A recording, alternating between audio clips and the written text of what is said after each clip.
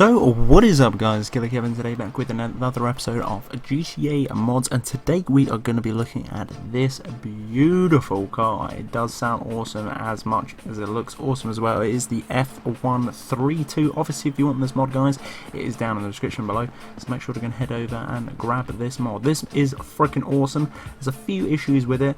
I'll explain that while we rag it around town, but visually it does look beautiful, and there's a few things which I do really appreciate within this mod that a lot of other sort of mods don't actually do.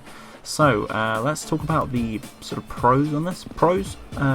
Basically it looks freaking amazing. There's a tick over sort of sound effect. So for instance, like if you had a motorbike in real life, like a Harley Davidson for instance, once you've ridden it around for a long time, when it gets extremely hot and you turn it off or idleize or just leave it like completely, there's like a ticking or a popping within the engine, which is awesome, and a lot of these old sort of hot rod cars do have the same thing as well in real life, and this actually does it within this mod, which is freaking awesome. It sounds brilliant as well when you sit in it. So let's go in it as well. I'll start it up. So I don't know if you guys can hear that, but it's sort of like a grumbling. Just sounds awesome as well. Be able to hear it outside of here. Sounds awesome. It looks awesome. So there's probably a couple of the pros as well. The cons are there's not a lot of customization mods through this at all. To be totally honest, the only things you can change I think are a few little individual things, not too much as well. And obviously the base colours as well, rims and primals, which is a little bit upsetting. Other thing as well, when the textures are inside, your hands actually are not on the steering right now. If you look at the bottom here, your feet are actually sticking out ever so slightly, but you wouldn't know that if you're driving from this angle. So obviously I've upgraded all the performance as well, so let's take this for a little spin and see what it looks like. So yeah, it is kind of drifty, and it is it's kind of shitty at turning, I'm not going to lie. It may seem quite good in here in the car park, but once we get further out it does take its toll dramatically. And also as well the damage on it as well, if you get like the slightest bit of damage on this, all the damage is pretty much at the front. You can ram a lot of people with this, with that sort of front scoop there. I think you can actually change the front scoop, but I'm not entirely too sure.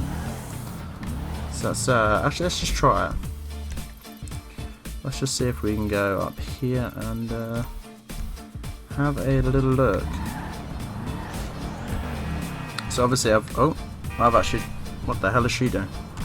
Turn the HUD on, so let's turn it back on, and let's go there, and yeah, does sound awesome. The thing is as well, like turning, as you can tell, it's a little bit bad. It's not too bad, but once it does get damaged, trust me, it is appalling. But that's okay. So let's just blast all the way over to the workshop, because why not? And I'll show you what I mean by sort of the pros and cons with the modifications on it. It's pretty much exactly the same with all these add-on cars as well. This is actually an add-on, which is freaking awesome, so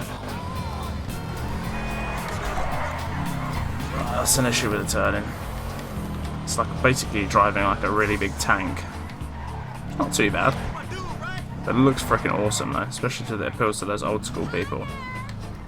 And obviously it's sort of a one of a kind sort of thing as well. It kind of reminds me of the car of Expendables. I think Expendables 3's. Yeah, it does look pretty cool. And it sounds awesome as well when it's going in sort of tick. When it's idle, which is awesome.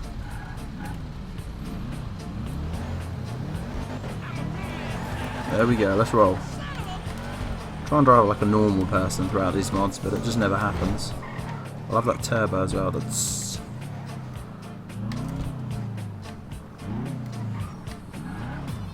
I'm not sure what all these other cars are. There just seems to be more cars cropping up here. Let's get it in and see if we can change anything. It does look cool though, I'm not gonna lie. Just the issue with the cons we described about those boots. Better than when she came in, that's for sure. So again, bumpers can't change. Rear bumper, again, cannot change. Chassis, I'm not too sure what this actually does because it doesn't actually visually change anything, so I'm going to leave that. Engine, we got max upgrades on that. Exhaust cannot change at all. Most of these cars, to be totally honest, you can't actually change anything with the perspective. You need to find a car that does the tuner as well, so let's go. I'm going to change obviously the lights because why not? I like changing the lights to that. Neons, yeah, why not? Let's get some neons. front, back and sides.